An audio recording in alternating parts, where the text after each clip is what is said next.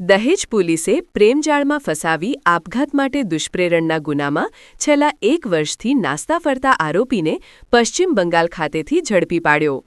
દહેજ police station વિસ્તારમાં 1 વર્ષ અગાઉ નોંધાયેલા આપઘાતના દુષ્પ્રેરણના ગંભીર ગુનામાં છેલ્લા 1 વર્ષથી નાસ્તા ફરતા આરોપીને દહેજ પોલીસે ટેકનિકલ બાતમીના આધારે પશ્ચિમ બંગાળ ખાતેથી ઝડપી પાડ્યો છે.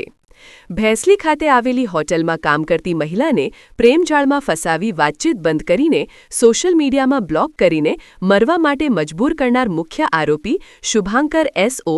ઓરુણ બોદ્ધનાથ ઓરાવ, ઉંમર વર્ષ 22, રહે માલદા, વેસ્ટ બંગાળ વિરુદ્ધ દહેજ પોલીસ સ્ટેશનમાં ગુનો દાખલ થયો હતો.